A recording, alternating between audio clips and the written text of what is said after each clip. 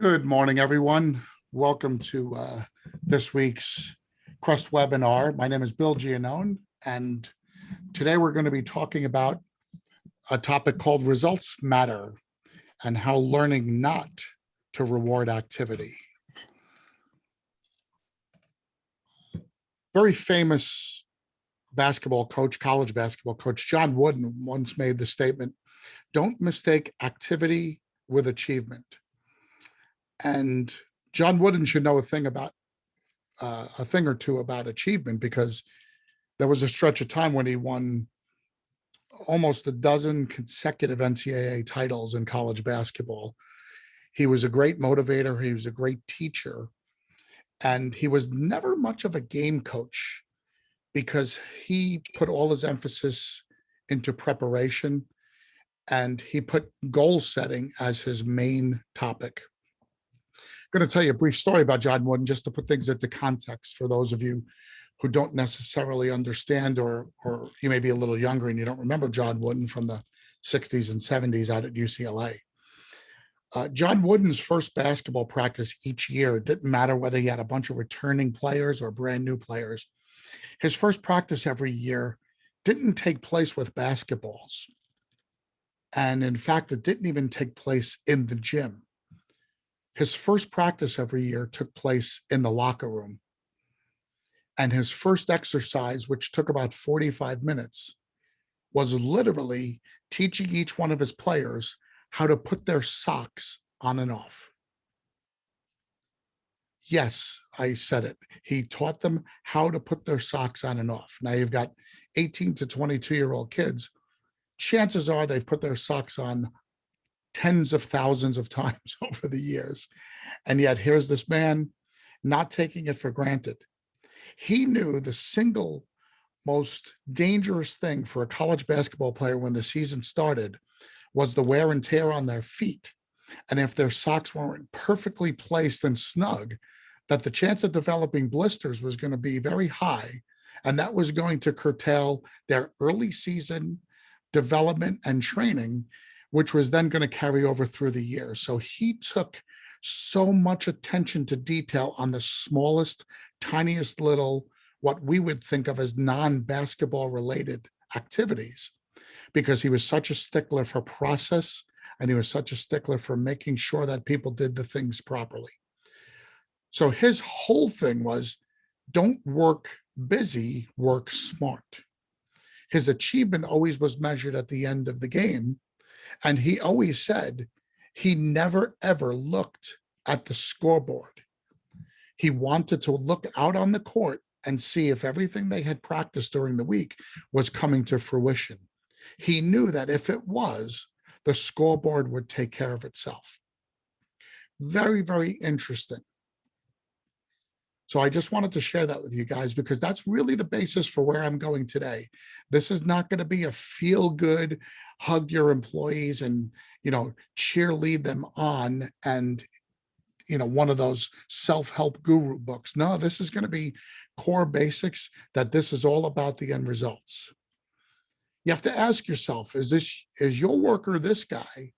For those of you who are old enough to remember the Bugs Bunny cartoons, this is the Tasmanian Devil. He kind of spun around and went crazy and didn't really go too far. He was always hanging around Bugs Bunny, but he was always spinning and active. So you have to say, is your worker this guy? Or is your worker this guy, where he's calmly sitting there and he's getting a whole bunch of things done? How can you tell if your worker is this guy or this guy?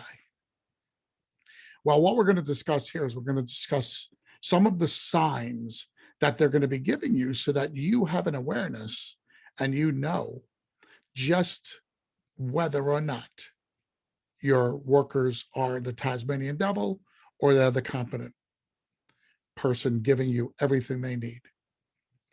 Sign one, they're always telling you how busy they are. We've all got a couple of those in our company, the guys who make sure they come up to us and you say, how you doing? And they always say, man, I'm crazy. I'm buried. I just don't know how I'm going to get it all done. They're the guys who have those, we call them orangutan arms. They have very long arms from patting themselves on the back all the time. They always want to tell you how busy they are. Remember, we're working towards a process here and a thought mindset within the company that busy is not really what we're looking for. So spot that. If you have a guy who's always telling you how crazy busy he is, he's not definitely telling you that your business needs to hire more people. He might just be telling you that he might not be the perfect person for that job because he values activity over accomplishment or achievement. Sign two, they'll take on more work without thinking about it. If you're out there and you just happen to be in a business meeting and you're talking about some things that need to be done in the warehouse, and you have a guy who says, "Oh, let me take care of that for you. I know I've got a lot on my plate, but I can handle that as well." Be very, very careful. Just like the little boy who doesn't realize he doesn't need more, but he wants more. What inevitably happens with little kids? They'll eat and eat and eat until they gorge themselves and then they get sick. And then, as a parent, they're done. But many times that's what happens. They just keep going and going and going. Don't let your workers constantly be the one volunteering for things. In high school, they might have been called the brown nose, the guy who's looking to get on the good side of the teacher. Well, in business, we have those as well, the guys who are always looking to get on the good side of the owner. And they think that if they volunteer for a bunch of things, that the owner is going to reward them. We have to avoid that. The whole concept of I give you an A for effort. Well, as an owner, that doesn't put money in our pockets. It doesn't move the company forward. The effort only matters if it's geared towards a result. Sign three, which could possibly be the worst sign of all, is you'll catch out of the corner of your eye that someone's workflow or their habit changes as you approach them in an office. You could be down the hall and they might not see you. And then as you approach their workspace, all of a sudden they've got a phone going and they're on the computer clicking the mouse. If they tend to get very busy whenever you show up, that's a real telltale sign that they're really not accomplishing a lot. Or if they are, they're not valuing their accomplishments. They think they have to prove to you how busy they are. Those are three signs that you really have to work with, and you have to be very sensitive to. You and your managers should be very sensitive to those signs to be able to weed out those who value activity over accomplishment.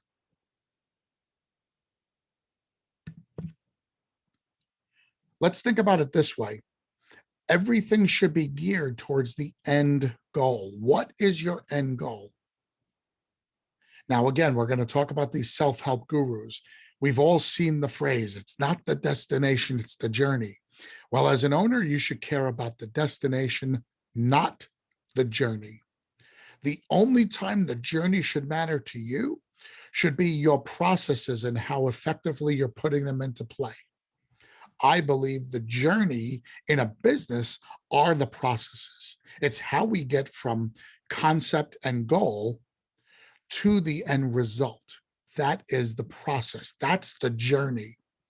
But we can't embrace, like I said, these self-help gurus who want to make everybody feel good and say, it's not about the destination, it's about the journey. Well, we have to avoid that, guys, because as owners, results matter.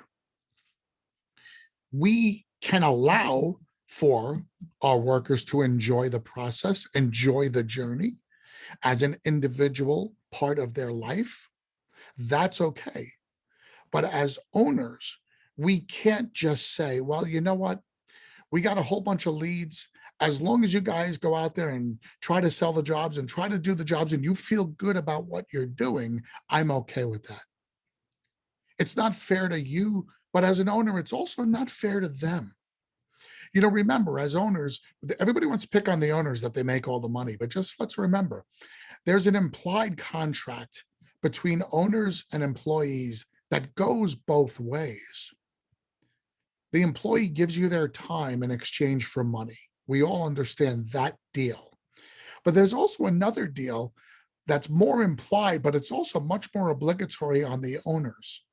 And that's this. As an owner, you make an obligation to your workers that you're going to do everything in your power to make their jobs and their futures as stable and promising as possible. You not only make that promise to them, but you make that promise to their whole family. That's a very, very large burden. So if you don't care about the end result, you're just a fly by night and you're not really holding up your end of that implied bargain with your workers. You owe it to them to make sure the process is about the results. So don't feel guilty about saying, yeah, we're in the business to make money.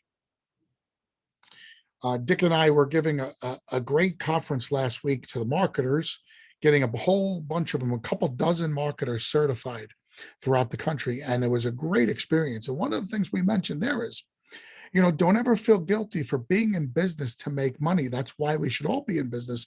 Otherwise, if we're a not for profit, we shouldn't be doing what we're doing. There are far better ways to help out humanity than doing what we're doing. So we can do good. Yes, we want to do good, but that's how we do our process. That shouldn't be the why. The why should be, as businessmen, to make money. I told you this wasn't going to feel good for some of you, but these are true realities. Let's start talking about how we can make results matter. We're going to start with our marketers because for most of us, that's the beginning part of the process.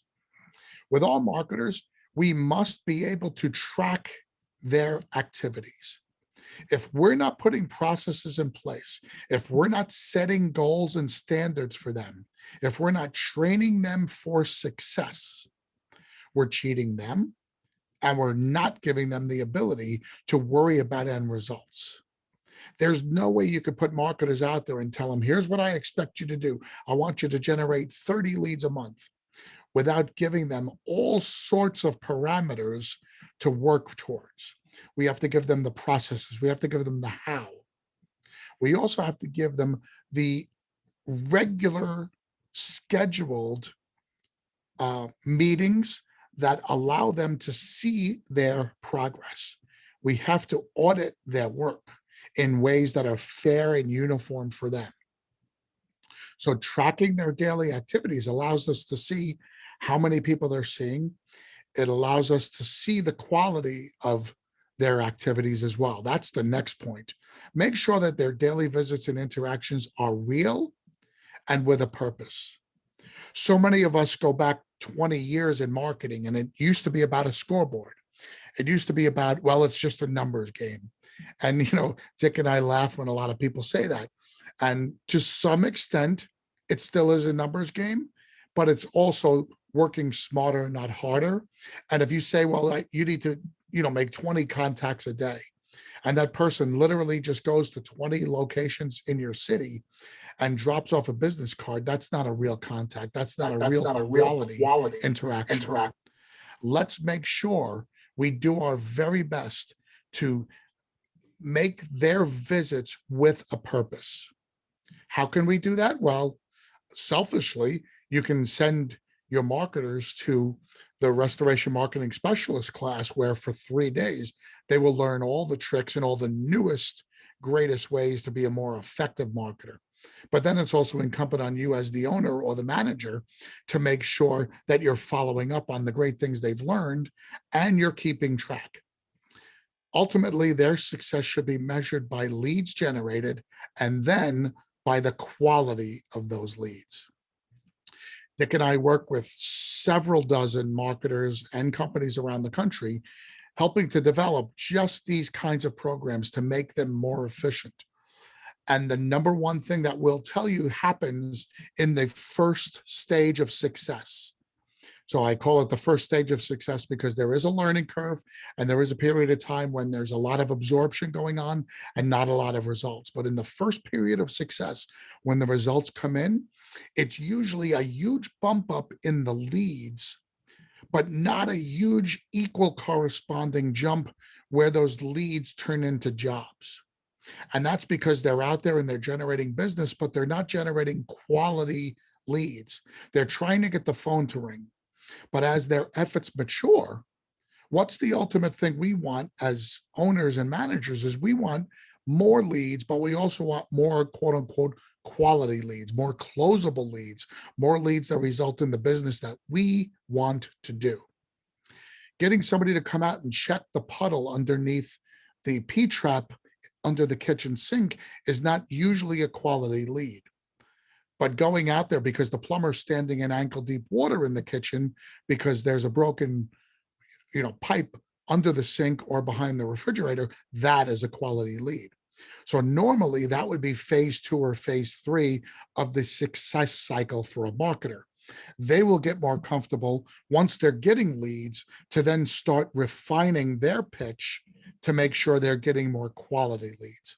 So you can see what I mean about results matter, and we need to drive the work towards that. If all we cared about was get out there and drop off as many business cards and tchotchke items as we can, that's an activity.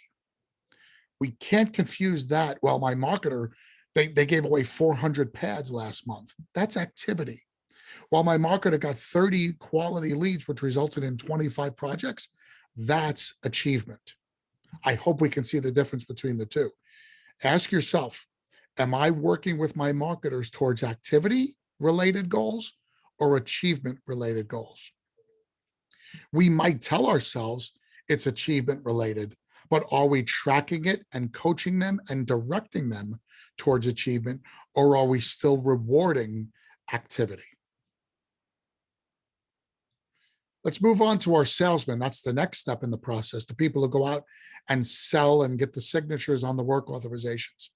Now, this might be your crew leaders. This might be a project manager. This might be you if you're an owner operator.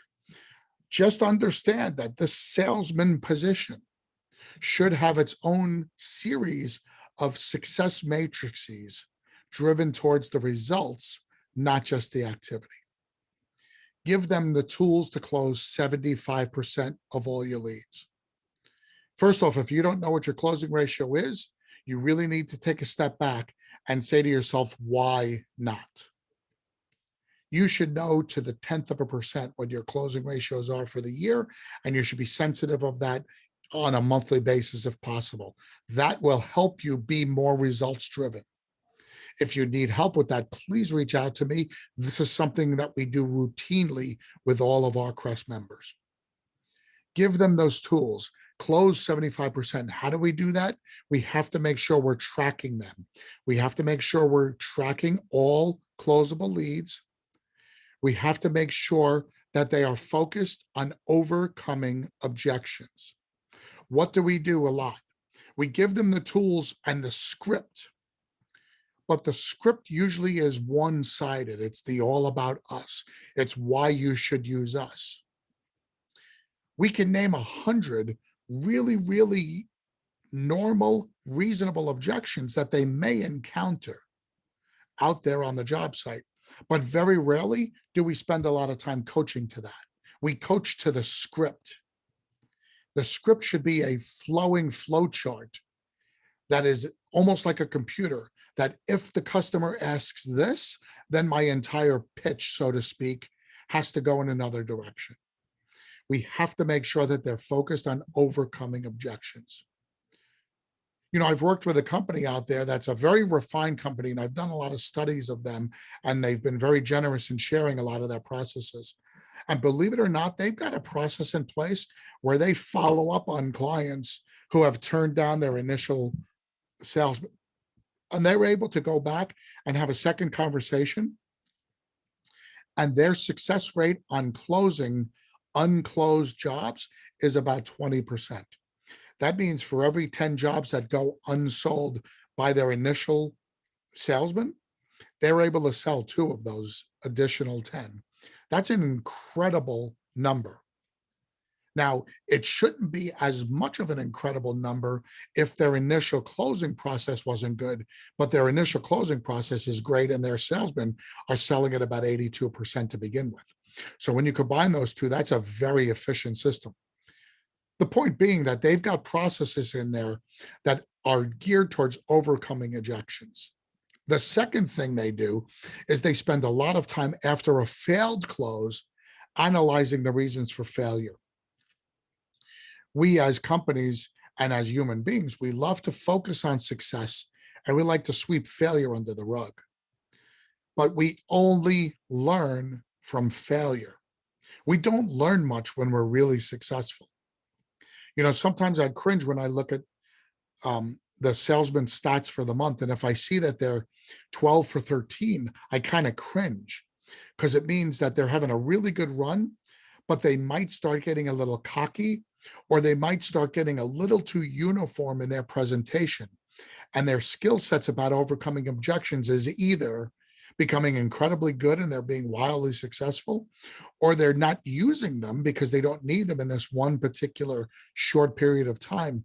And I fear that the next month's going to roll back to a 50% close.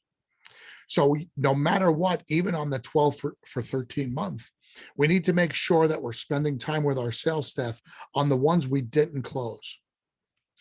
There's always a term called a postmortem. After an event happens, you want to take time to reflect on that event and you want to look at the things that went well and the things that didn't go so well and use them as teachable moments. We hear that a lot. John Wooden loved teachable moments. He never coached to teachable moments during a game. John Wooden believed that you let the players play during a game. All you'll do during the game is confuse them. But then on Monday after the Saturday game, when he got back on campus, what he spent most of his time on Monday and Tuesday for those practices were the things that went wrong during the game. And he had a photographic memory and he could remember that at the 11:15 mark in this game, Charlie, you got off the pick too early and you rolled too quickly and you left the ball handler with two guys attacking him instead of one of them going with you and leaving the ball handler free. That was something he would coach towards. He would always coach towards the mistakes. We need to do that as well. We need to spend our coaching time with our salesmen coaching towards the failures. Now, again, remember, nobody wants to talk about failure and nobody wants to take blame. They're going to tell you reasons for the failure that will not include things that they did or didn't do. Most of the times they're going to talk about, well, I might have been too busy. I think I was just too crazy. I didn't have enough time to devote to it. Guys, again, we're talking about activity. We're not talking about achievement. If they're too busy, that can never be a valid excuse. You need to have a process in place that if they're too busy, they don't even receive that call.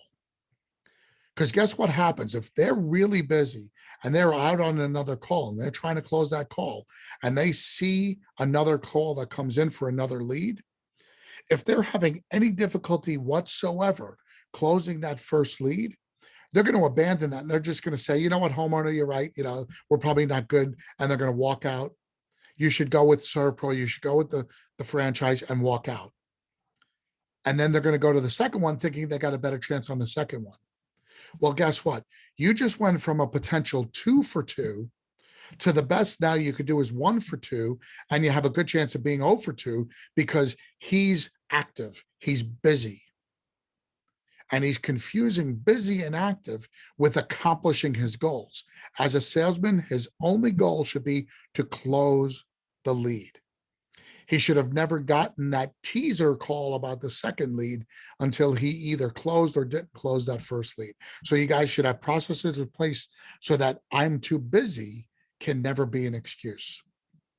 Once again, do we want to overwhelm our salesmen and say, hey, we had a great month. We gave you 30 leads and you closed 16 of them, 60%. You know what? You put a value on the number of leads over the number of closes or the percentage. You need to make sure your systems are in place and your processes are set up so that they can close 75+%. And that might be that you might have to change who and how you have people going out to your leads. Very important, something to think about.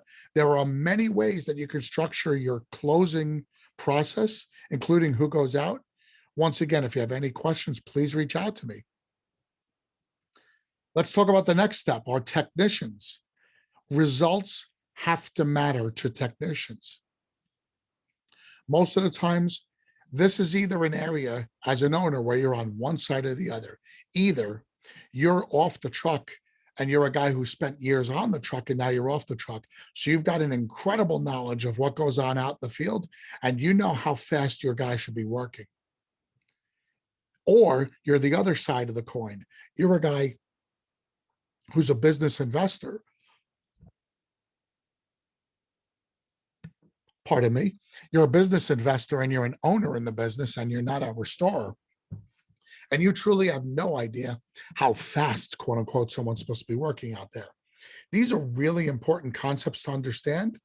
But as an owner, you have to set up processes that dictate the speed at which you expect them to perform their duties. Your biggest area of profit will lie in the production side, and it has to be results driven. You can't just send a crew out. You have to send a crew out with a clear set of instructions. By the time that crew gets on site, there has to be a scope of work ready for them. I hope we understand that. That's a very, very intense, serious part of what we do, but we have to do that. Xactimate, believe it or not, actually lays out a rate of production for every single task. Within each of those line items, cutting drywall, setting up the mat systems, there is an expectation of how fast your workers should perform those tasks. Deep within the line item for drywall, buried somewhere in there that I can show you, is how fast they think your guys should cut drywall, or how long it should take your guys to take up a hardwood floor. It's all in there. You need to understand that. 6 years ago, I started helping out a company here in Atlanta, and 6 years later, I'm still here helping them out. But one of the very first things I did here was work on their production. I added a whole bunch of different processes in place. And one of the things I did is I studied Xactimate, and I sat with all the crew leaders, and I literally coached them and told them, if you're cutting drywall, here's how fast you have to do it. If you're removing flooring, here's how fast you have to do it. If you're taking garbage outside, here's how fast it has to occur. And we went over basically the 30 or 40 most common tasks that our water damage technicians do. And I gave them expectations for each one of them. And I told the crew leaders that from that point forward, they were going to be judged on how fast they did the jobs. So how do we do that? Well, it's kind of simple. Once your Xactimate invoice is written up, as soon as that job is over, you go back and you look at how many labor hours total it was supposed to take. Xactimate will tell you this should have taken 18 labor hours to do all these tasks. Well, in your head, your two-man crew should have done all their work in 9 hours. That's your 18 labor hours. Now go back and check their labor hours. You should all be checking their hours. You should be making every one of your technicians sign in and out of every job, either using an electronic time card like a T-Sheets or something like that, or by manually filling out timesheets for each one of the jobs. Yes, that's a bigger burden on your company. But remember, we're focusing on results. If you're not doing those things, you're focused on the activity of them going out, not how well they're performing their tasks. That's the difference between focusing on activity and focusing on achievement. Well, we discovered after 6 months that 4 out of the 5 lead technicians was having their guys work at or below faster than the Xactimate rate of production. So the company was making money. Remember, your entire profit for the year hinges on how well those guys perform their tasks relative to Xactimate. Because if you're using Xactimate and you're working faster, your profit is higher than normal. If you're working slower than Xactimate, your profit is lower than normal. And in Xactimate, if your profit's lower than normal, there's a good chance that you're going to struggle at the end of the year to eke out a profit. So you need to do that work. I told you 4 out of the 5 lead techs were able to do it faster. One lead tech was consistently about 20% slower. The company replaced that lead technician. He didn't have the ability. Now, if you went out to the jobs, you could not tell that from watching them and observing their activity. Their activity made it look like this guy was just as busy, if not busier. He was just active without accomplishing as much. See the difference? See that fact pattern? We always need to concentrate on one thing. Let's make sure we know that our guys are working towards a goal and not working to be busy. We gave them goals. We gave them expectations. That's why I say, when I said to the marketers, they need to know what's expected of them and we need to measure it. For the salesman, we need to give them a closing percentage and we need to train them and watch them and track them towards that. For our technicians, we need to educate them about how fast they need to do their work, not just how to do their work. Think about this, guys. We send all our technicians to WRT, AMRT, all those great classes, ASD. We get them all certified. We feel really good that these guys know what they're doing. How many times have they ever gone to a class to tell them how fast to do something? Yeah, that silence is deafening, and I did that for a reason. That's kind of a nervous pause, and I wanted you to feel that. What's more important, how to do it or how fast to do it? Well, I'll submit that they're both important in their own right, because if your guys work really fast but do a crappy project and your work product looks terrible, your reputation as a company is not going to last very long. That said, let's put it all on the table. If everybody gets their technician certified and everybody can work to a certain level of technical proficiency, that doesn't make any of us look bad, and we're all doing that.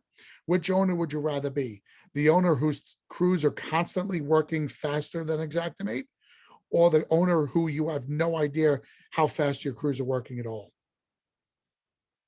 That's the answer, that if you say it and believe it, there are ways to make it happen. Finally, let's talk about the often forgotten piece of the puzzle when it comes to results, the office staff. Office staff are always viewed as support personnel. Many times they're family members, they're pseudo professionals. They're usually not people who are the restoration workers, so we look at them differently. But they do things that are very, very important to the bottom line. And yes, they need to be trained and they need to follow processes as well. They might be doing things like creating the invoices. They might be either creating or documenting or tracking the paperwork from out in the field. They might be responsible for the collections process. They might be doing the purchasing. They might be doing HR. They might be doing the accounting. All of those office tasks should be driven by a process. If you hired a bookkeeper and you told them to come in and just, here, I want you to do my books, and you did not train them in the proper process of how you as a restoration owner need your books to look, they're going to do it their way, and it's not going to be the way you need. There is no bookkeeper who will understand the restoration business to a level of proficiency that can equal what you need out of them. That's a harsh reality, and I don't mean that to demean any bookkeepers or office managers who might be enjoying this webinar today. You guys are great, but you need to understand that our business is so different than a lot of other businesses. And it's not cookie cutter, and it's not just, oh, just plug this normal chart of accounts in. We need to make sure everybody understands. Every piece of our process as a restoration company needs to be defined, followed, and coached. It's really, really important. Everybody has to have reasonable timelines for completing their tasks. It's not good enough for the collections person to believe that the money will come in when it comes in. I can't control how fast the money comes in. With all due respect, that's a load of bull. Every step of our process, from when we sign up the work authorization all the way through when we get the check in our hands, can speed up getting the check or slow it down. Believe it or not, we have more to do with that process than the people who are sending us the check. Nobody in our industry will tell you that. Every single person will tell you, I've made 100 calls, they're not getting back to me. You've been sitting with us for 35 minutes. After 35 minutes, you know what I'm going to say about the 100 calls versus the fact that we don't have a check in our hands. The 100 calls is activity.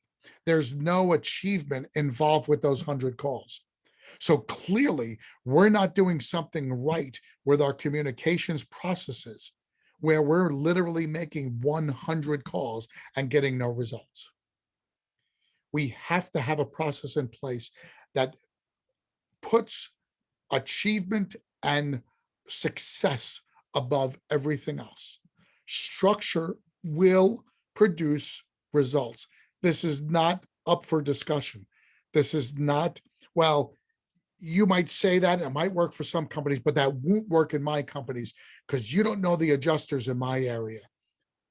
Guys, anyone who's ever said to me, you don't understand my area, is telling me that you don't understand achievement over activity. You're literally making the same excuses to me that your workers make to you. You're buying it. I'm sitting here telling you that process will drive success. Structure produces results. There are a lot of guys who make much better hamburgers than McDonald's. I'm the first one to say, I'm not a fan of McDonald's hamburgers. But I doubt there are very, very few hamburger makers in the country who make more money on their hamburgers than McDonald's does. The structure of McDonald's and the fact that everything in their life as a business involves a process has made them successful. They would not be successful if the guy who dropped the fries into the fryer didn't have to press a button that was preset to a certain amount of time so that those fries came out every single time at the exact same time because the oil's at the exact same temperature. That consistency of process is what makes them successful. Certainly not the overall quality of everything they're serving you. It's good, it's a 5, it's not a 10. But the guy who's serving you the 10, who you might have to wait 15, 20 minutes at that fancy burger joint, and it's charging you $17, $18 for a burger, his process is not replicable. We're restorers. We don't want to be a Lamborghini. We don't want to have a one-off where basically every single job we do is different. We want to have a process that's the same for every job so that we can do more and more jobs. And God willing, we get bigger and bigger, and we can have more and more offices. And we could be a company that, at one point we were happy doing 20 jobs a month, and now we're doing 200. Or God willing, we're looking at doing 2,000. That's what this is all about. That's creating results through processes where the people understand what's expected of them. The kitchens that are really, really crazy and busy, they look great when you're watching one of those Hell's Kitchen type shows and you're watching celebrity chefs screaming at people. But you know what they're screaming at them about? They're screaming at them about the fact that they're doing 100 things at once. They are the Tasmanian devil, and they're not working smarter and getting things accomplished. So that's what we're talking about. Remember, structure produces results. It is your job as the owner to drive everyone over the finish line. That is your job. We give them the process. We make sure they understand the process. We train them on the process. We coach them on the process. We encourage them throughout the process. But then we also track them And we also push them towards the result that ties in to their process. The activity is process driven. The results are what tell us whether or not they are successful. That's a really important distinction. We have to make sure at the end of the day, we are gauging their success. It's not good enough to say to somebody, well, I think we had a good year. I know where it all starts. You guys know where it all starts. It all starts with you at the very beginning of the year, or maybe a year or 3 years prior to that beginning. Do you even know what you want your results to be? If you don't have that answer, then we need to start having long conversations about your thought process. If you're operating a business not knowing where you want to be at the end of the year, then you're not operating a business that we've talked about. You're operating a business in a different mode. I, as a business owner, love to know I'm operating a business with a goal of where I want to be at the end of the year, because my map on getting there is so much greater. Last time I checked, when we plug in an address into Google Maps or MapQuest or whatever navigation system we're using, we have to give them our intended endpoint, our intended result, before we can have a path or a process that program will have us follow. We do that for some such simple things as going to a store or driving to a convention. Why would we not want to do that with our business? Let us help you design the program around your endpoint. Guys, results matter. They matter to you. They matter to your workers. They matter to your business. And they should matter to everybody in the life of your business. Let's focus on that. Let's take something away from this week's webinar, and it's that if we're not results driven, it's okay, but let's try to move in that direction. Let's know where the finish line is, and let's figure out ways to ride our company over that finish line. On behalf of Dick Wagner, everyone else here at the Crest Network, I really want to thank you for your time this week. It's been a great pleasure each and every time I'm on with you guys to share some of our knowledge and wisdom, to share some stories that other restorers have shared with us. And we understand how valuable your time is, especially in this industry where there's really never a good time to just sit back and relax. That said, we know that these are very valuable times for you, and we hope that what we provide to you is worth a hell of a lot more than the 45 minutes to an hour that we're asking from you. If there's anything we can ever do for you, Dick and I stand ready to assist you and your team in any way we can. So on behalf of everyone, thank you so much for joining us. I wish you all great success, and we look forward to seeing you next time. Thanks so much. Bye-bye.